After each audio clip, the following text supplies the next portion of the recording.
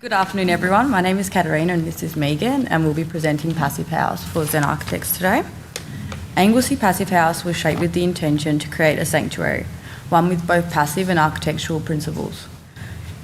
The residence generally integrates itself into the surrounding native bushland through a collection of natural materials that rest lightly on the ecosystem.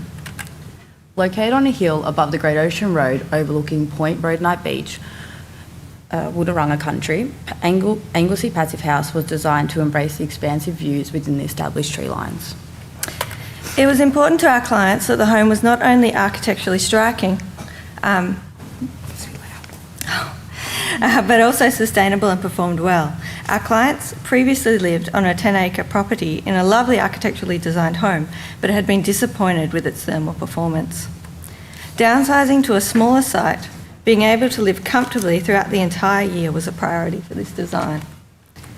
The existing site was dense bushland. Our intention was to achieve a delicate balance of retaining the existing trees, meet the BAL 29 rating requirements, and ultimately reveal views tapering down the slope to the sea, which you can just see through here, the sea, down to Point Roadnight.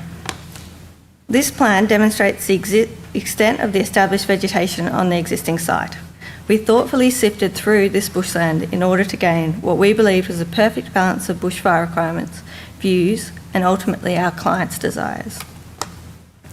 At Zen, we traditionally take a solar passive approach to sustainable design, orientating the building to the north, but using passive house construction allowed for siting that let us sculpt the light coming into the building and frame the views without compromising on thermal performance.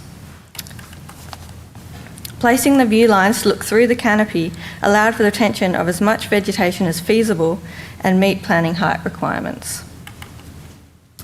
There is a 10-metre drop from the back to the front of the site. From the street, Anglesea Passive House looks to be a single-storey dwelling embedded into the landscape.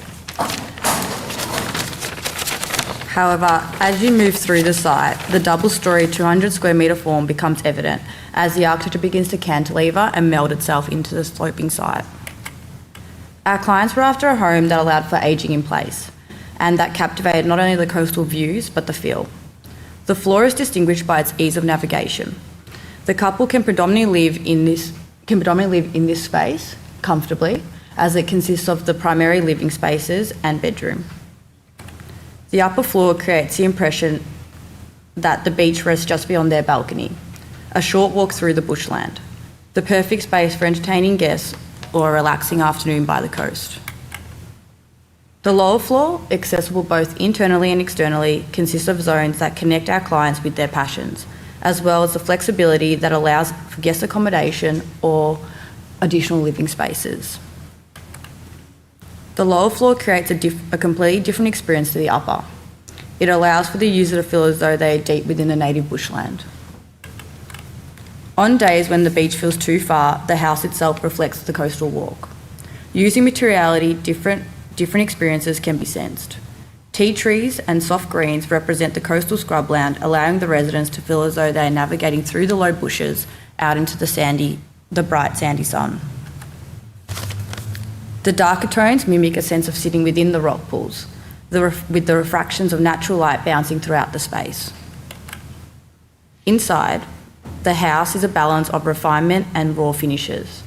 The materials have generally been left in their natural state or only treated for durability. There was to be no white. We only wanted a design that reflected the surrounding bushland. The internal blade walls are lined with recycled sugar gum battens, imitating the surrounding bushland. The vertical battens weave their way through the home, extending up the staircase, disclosing rooms and wrapping joinery, creating defined moments within the home. Coupled with the black floor-ply ceiling and sandy cork floors, the viewer's eyes are always directed to the expansive views. Similarly, the surrounding environment is always pulled within the main living spaces due to the reflections and play of natural light from the floor-ply ceiling creates. A strong feature of the main living zone is the concrete island bench. Gradients of grey that flow through the bench, emulating a washed-up pebble protruding from the sand. Working with the local craftsmen, we were able to create a robust bench that had a sense of fluidity. Dark-toned wet zones with bursts of green emphasise the sense of sanctuary, allowing the residents to feel as though they are submerged within a rock pool or exploring a cliff cave with the ocean just beyond, coupled with unique moments created through filtered light. When discussing the exterior palette, this is best described by our clients. There is no real difference between the inside and out. Externally, the architecture is striking but not dominating. It's always intended to feel like a living element within the established environment. In an effort to design a house that was as sustainable as possible, much of the timber is reclaimed and recycled, most of it old wharf timber. Driving up from Melbourne, we wanted to emphasise the sense of arrival, with not only the striking view to the coast, but from the carport, the textural connection of the wharf timbers under wheel and underfoot, the gentle vibration of walking on a pier. High steel and timber screens to the front pivot to allow for privacy and northern light, depending on the client's whims. It allows them to give back to the street and open the house to interact with the neighbours, but also the flexibility to enclose the house when desirable.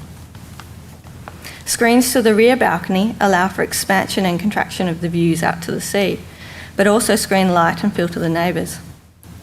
Wide expanses of openable triple glazing either end funnel through light and views. The client still wanted to be able to open the house on nice days to let in the sound and the breeze. Although being a passive house, we still wanted a home that could be deeply in tune with the living rituals unique to the inhabitants and bring in the surrounding environment.